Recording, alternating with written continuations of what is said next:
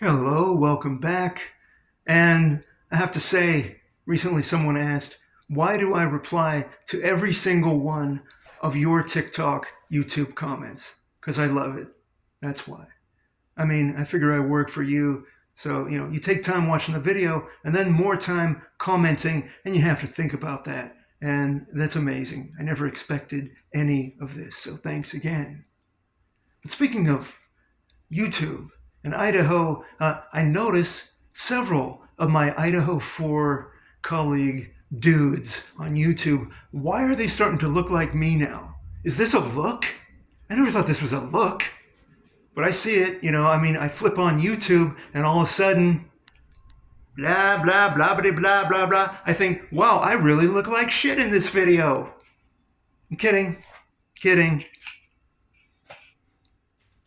We'll get into the Idaho detective guys later in the video. I'm just playing around.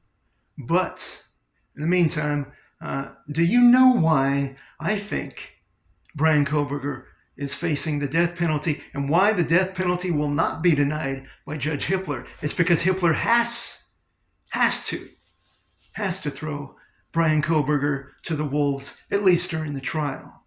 Because Judge Hippler knows damn well that any jury is going to see Koberger right in front of them, knowing that he is a candidate for the firing squad, and immediately, despite anything else, this is how people react. They're going to think, this guy is facing the firing squad. He must be a horrible, horrible monster that we don't even know. And maybe we're not even hearing all the details. And that is why.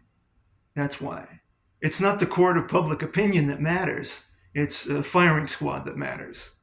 Now, let me ask you, has anyone asked, what do you think is going to happen if Koberger walks? I'll give you 15 seconds. Brian Koberger is acquitted. Then what? That's enough. 3, 2, 1. Then Idaho 4 turns into a cold case. Done. Because they have no other suspects. Think about it. This is why they have to get Koberger. Otherwise, what an embarrassment for the college and for law enforcement and for Judge Hippler and prosecution, who are all, by the way, alumni of Idaho State University. Can't let that happen. Because as I said, I really think Hippler, prosecution, law enforcement, they are all owned by Idaho State University. And by saying owned, I mean this only as a metaphor. There are so many variations on the word owned. It's just a metaphor, guys. So that satisfies my legal part of this. Now blow me. But that's it. That's it. And then what happens? What happens after the cold case?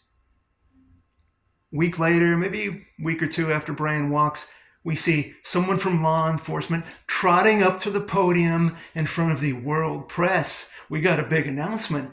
We're now focusing on a gang of traffickers.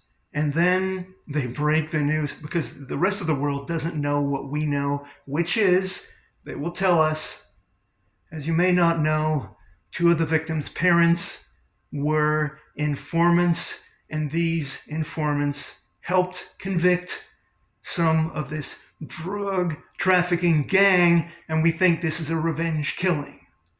And then they're going to have to say, yeah, because the gangs are still active in Idaho and Washington. Yeah, they're going to hold that in their back pocket in case Brian walks. And that is sickening because they could go after and nail these guys right now, get all this crap off the street. Oh, no, no, no. Lives don't matter when your ego and your financial status matters. And by the way, when I said I think they're all owned, I do not imply any monetary or even personal affiliation with Idaho State College. No, I would never think of that. Speaking of monetary affiliation, what's up with this dipshit Howard Blum, the alleged author? Have you read any of his book? Wow. Okay, well, now Howard Blum is probably very disappointed that he didn't think of this stupid scenario before his book was printed. But the latest from Blum is straight out of a 1980s soap opera, right? He alleges Brian Koberger's fascination or practically love interest with his criminology teacher led him to. It's stupid. It's just stupid. You know, like I said, it's an 80s daytime soap opera.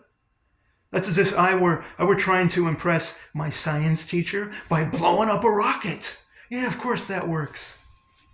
But I have to say, in all the 2.5 years of this Idaho detective thing on my part, I have come up with only 2 conclusions. I've only come up with 2 things that I feel solid evidence in 2.5 years. And these are Steve G is a dick and Dylan is a flake. That's it. That's all we got. So let's talk about the Idaho detective cats, okay? Some of these guys have their own merch. I just think that's hilarious. Idaho detectives have their own hoodies. Yeah, their face and the name of their podcast. Nobody's going to buy your stupid hoodie, okay? You're just a dumb YouTube person, just like me. Just like me. But these guys are obviously unemployed because they're on YouTube every day. And personally, I'm sure they're making bank. God bless them. Good luck. But, you know, I don't even have $350 to buy a new laptop. And when I do, it's going to blow the roof off everything. It will be amazing. But if these guys are even getting SSI, they have enough to buy a printing press? I'm serious. Why would you have your own? Who's going to wear your hoodie of your YouTube Idaho Detective podcast? You know, first of all, it's Idaho Detective, and then it's your face. There's going to be such a big market for this. I don't get people, you know? I don't have to get people. This whole thing's a fucking tragedy.